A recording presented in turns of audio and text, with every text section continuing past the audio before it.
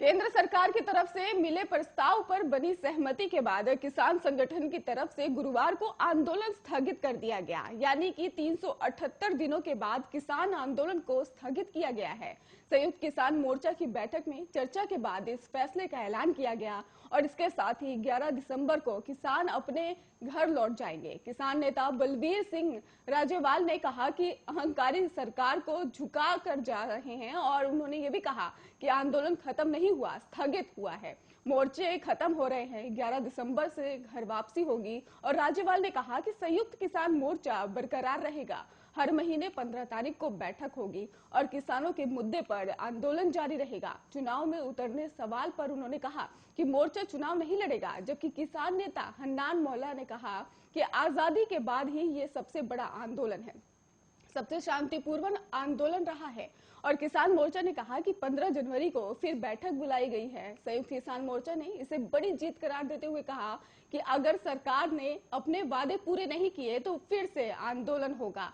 मोर्चा ने कहा कि इसके जैसा आंदोलन ना कभी हुआ है और ना होगा। इससे पहले किसानों की लंबित मांगों पर सरकार की तरफ से कृषि सचिव के हस्ताक्षर से चिट्ठी भेजी गई थी और उसके बाद संयुक्त किसान मोर्चा ने बैठक की। इससे पहले संयुक्त किसान मोर्चा की बैठक को लेकर भी सवाल उठ रहे थे और 5 सदस्यीय कमेटी के सदस्य अशोक धावले ने कहा कि सरकार की तरफ से मिले नए मसौदे पर आज बैठक में चर्चा की जाएगी। उसके बाद ही आंदोलन खत्म करने को लेकर संयुक्त किसान मोर्चा की तरफ से फैसला लिया जाएगा।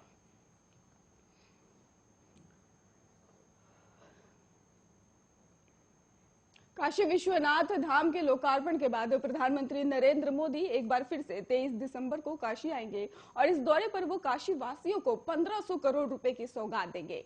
इसमें आपको बता दें कि सिर्फ गोवर्धनपुर में भी संत रविदास मंदिर में बने लंगर हॉल को भी श्रद्धालुओं के लिए समर्पित किया जाएगा और इसके अलावा 6 वार्डों में होने वाले कार्यों के साथ ही लहराता से भी मोहन सराय तक के 4 लेन सड़क का भी शिलान्यास करेंगे। प्रधानमंत्री नरेंद्र मोदी के काशी आगमन की तैयारियां तेज हो गई हैं। वो स्वदेश मंदिर अमराहा में भी जाएंगे और वो काशी समेत पूर्वांचल के किसानों के साथ वहां संवाद भी कर सकते हैं।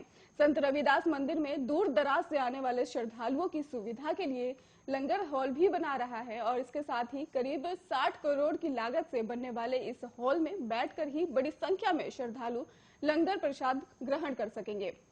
इसके अलावा खिड़कियां घाट में भी 6 वार्डों में होने वाले कार्य समेत कुल 800 करोड़ रुपए की परियोजनाओं का लोकार्पण भी प्रधानमंत्री नरेंद्र मोदी करेंगे।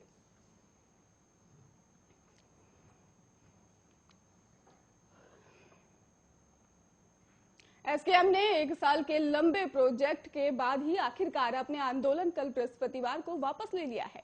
केंद्र सरकार द्वारा किसानों की सभी मांग मानने के बाद किसानों ने अपने आंदोलन को वापस लेने का फैसला लिया है। राजस्थान के किसान आज ही अलवर शाहजहांपुर बॉर्डर से हटेंगे और किसानों के हटने के बाद आज 1 साल के बाद दिल्ली जयपुर हाईवे खुलने वाला है।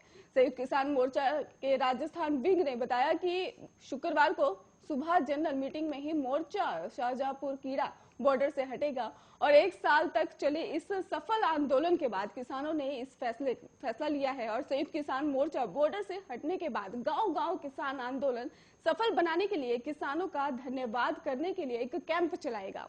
सरकार के प्रस्ताव पर मंगलवार को ही संयुक्त किसान मोर्चा की असहमतियों के बाद ही बुधवार को ही केंद्र सरकार ने नया प्रस्ताव भेजा है। आंदोलन खत्म करवाने के दबाव के तहत केंद्र सरकार ने नए मसौदे में प्रदर्शनकारियों पर से ही तत्काल केस वापस के साथ ही न्यूनतम समर्थन मूल्य यानी एमएसपी कमेटी को लेकर भी सरकार ने स्पष्ट किया है कि ये कमेटी तय करेगी कि सभी किसानों को एमएसपी मिलना किस तरह से सुनिश्चित किया जाए। मुआवजे को लेकर सहमति जताते हुए बिजली बिल को लेकर कहा गया है कि संसद में लाने से पहले संयुक्त किसान मोर्चा से चर्चा की जाएगी और सरकार के नए प्रस्ताव पर संयुक्त किसान मोर्चा की 5 नेताओं की कमेटी ने नई दिल्ली में बैठक की और फिर सिंघू बॉर्डर पर मोर्चा की बड़ी बैठक में प्रस्ताव को मंजूर कर लिया गया। सहमति का ऐलान करते हुए किसान नेताओं ने कहा कि सरकार द्वारा प्रस्ताव को लेकर आधिकारिक ऐलान करने के बाद धरना खत्म करने का ऐलान किया है। हालांकि एमएसपी पर गारंटी के लिए किसानों का संघर्ष अभी भी जारी है। इसके लिए किसान 15 जनवरी को दिल्ली में एक मीटिंग भी करेंगे, जहां पर आगे की रणनीति तय की जाएगी।